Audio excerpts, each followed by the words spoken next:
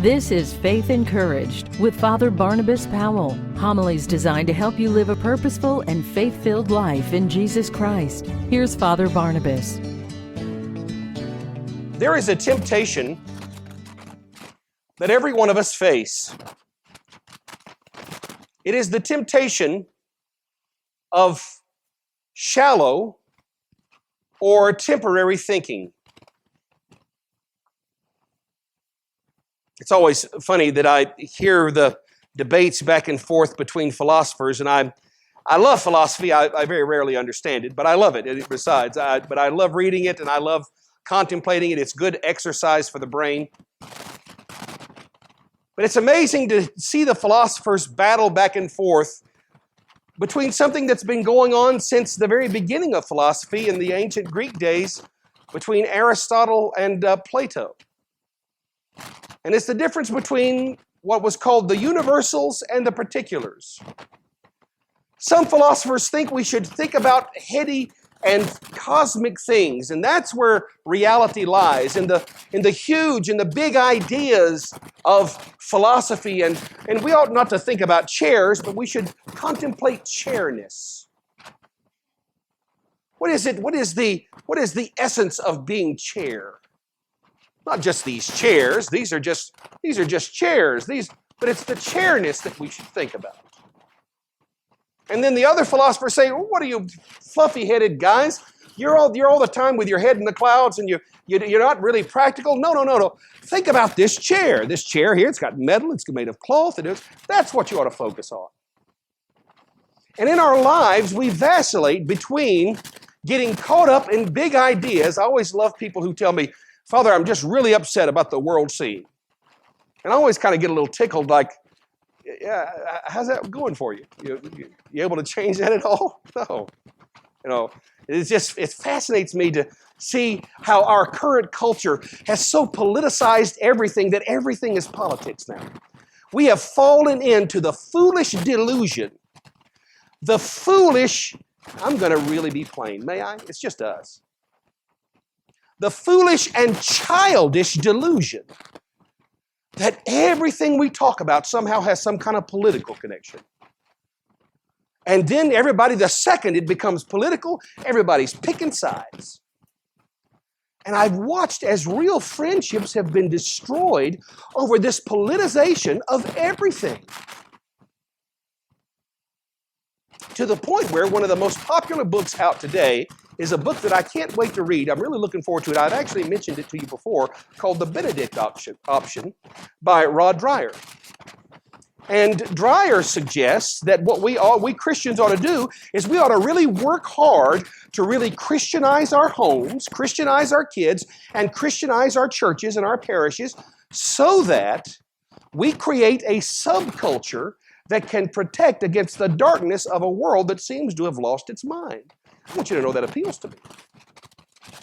It appeals to me to encourage you to become so committed to your faith, so knowledgeable about your faith, so active and practicing your faith, that you actually create a, shall I say, bubble? No, I don't want to say that, but a protective lifestyle that helps your children navigate the insanity of a world that can't even figure out which bathroom to use.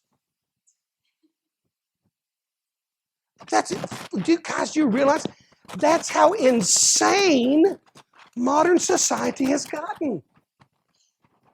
They don't know which bathroom to go to.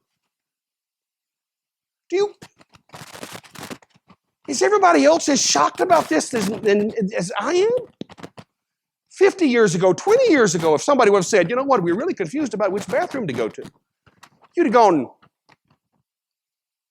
got a mirror?"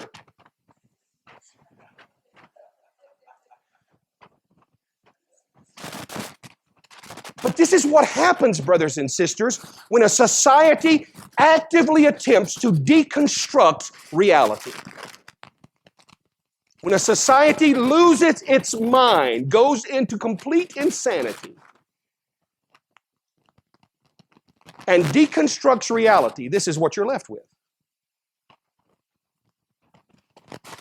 And so the challenge becomes in our lives to do something that is extremely difficult for we humans because we love the extremes. How many of you ever not wanting to get out of bed in the morning? You ever not want to do that? Bed so comfortable, bed so nice. Yeah, I know it. Bed so bed's so nice and warm and comfortable, and you're all cozy, and the alarm goes off, and you look at the alarm and you say, "You're of the devil. You're demon possessed. How dare you? Hush, leave me alone." It happens to us. We get comfortable where we are. And the hard work is always being able to hold two ideas at the same time. Yes, we should contemplate these big, because listen, folks, if you're Orthodox, you already know our theology is the biggest theology out there, guys. I'm telling you, Orthodox Christianity is normal Christianity. You understand me? This is normal Christianity. This is Christianity that asks great things of us and causes us to think great thoughts. And yet at the same time, Orthodox Christianity is normal Christianity because it also affects the way I live every day. This is the miracle and the genius of normal Orthodox Christianity because it is both dealing with cosmic, huge ideas and everyday life. It touches both. And I'm going to even be bold to say this, that you are going to live a confused life until you find the way to be humble enough and brave enough to embrace this Orthodox way of life that allows you to do both. Contemplate great things and live every day like a purposeful Orthodox Christian. This is what's behind the Lord Jesus' frustration this morning in our gospel lesson. When Jesus is confronted with the man and his son, his son is trying to kill himself. His son is going through all kinds of really bad situations. He's throwing him in the fire, throws him in the water, foams at the mouth. The kid's having a bad time. And the dad brings this child to the disciples. The disciples can't help him. So they bring him to Jesus. "Lord, will you help me? If you can do anything." I love how Jesus reacts. "If I can." What's wrong with you, boy? That's my interpretation. If I can, everything's possible to him who believes. Everything's possible to him who believes. Did you hear that? Everything is possible to him who believes. But earlier, before that, when Jesus is confronted with this, he says, "O wicked and faithless generation, how long am I going to put up with you? Bring the boy to me." You see, ladies and gentlemen, the constant temptation of the perpetual infantile attitude of constantly having to relearn basic things over and over again in our lives is enslaving us to a perpetual spiritual kindergarten that never allows us to graduate to a life of faith and consistency. When your life is trapped by a lack of belief, when your life is enslaved by doubt, when your life is enslaved by the too small vision of what could be, when you say, "Oh, Father, that's impossible," when you say that, understand your soul has betrayed you as a person who has not yet grown up enough to become a person of faith. You are still a child. And God in the flesh expresses his frustration for our benefit, not for his benefit, for our benefit, so that we can see the futile foolishness of being gripped by a life that lacks faith. God invites us this morning to abandon the childish delusion of doubt. The childish delusion and slavery of doubt for a lifestyle that says, "I know in whom I have believed. I recognize who this is that I worship. He is nothing less than God in the flesh come to redeem the world. The gift of Great Lent, the gift of this season of the year, is meant to violently attack those places in your life where you're still asleep to a lifestyle of faith and faithfulness. This Great Lent is meant to violently assault those places in your life that you have allowed to be rocked to sleep by the delusion of mediocrity and smallness. This morning, we just say goodbye to the Feast of the Annunciation. Yesterday was March the 25th, the Feast of the Annunciation. It was the feast where an amazingly unbelievable word was spoken. A word that is an assault on belief and credulity. The uncreated God is going to make himself small enough to fit into the womb of a woman. By the way, just 9 months till Christmas. The uncreated God, the all-powerful God of heaven, is going to choose out of his freedom to empty himself of his strength and make himself weak.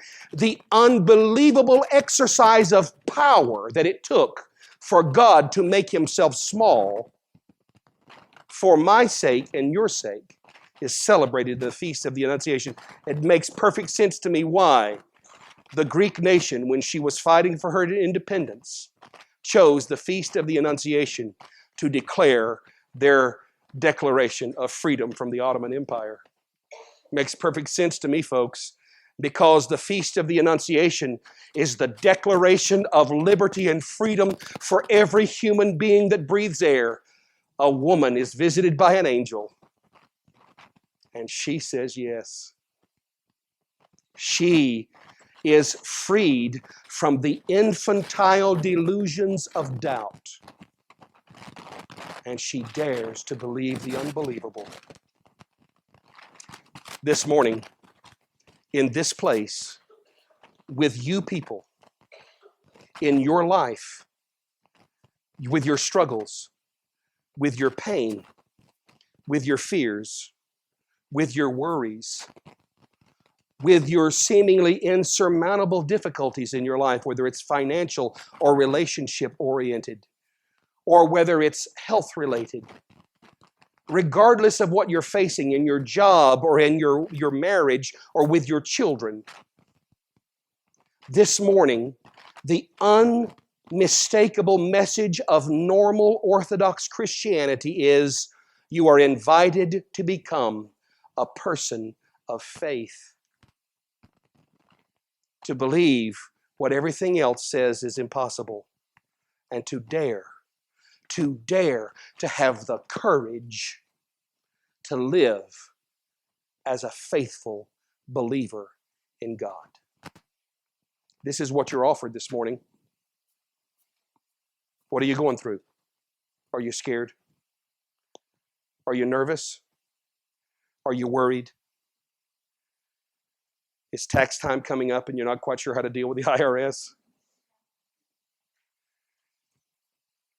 Is your marriage going through a bad time? Are you worried about your kids? Are you financially unconcerned?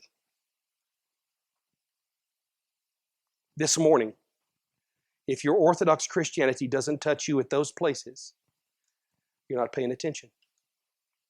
And you've been gripped by the delusion of a modern world that says faith is supposed to be over here in the corner, not at the center of your life. That is not Orthodox Christianity.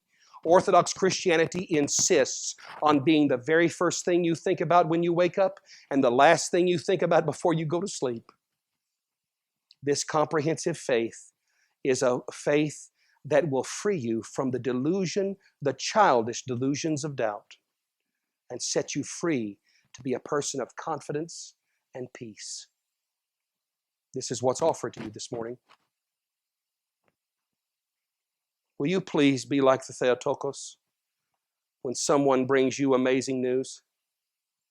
Will you please follow her example?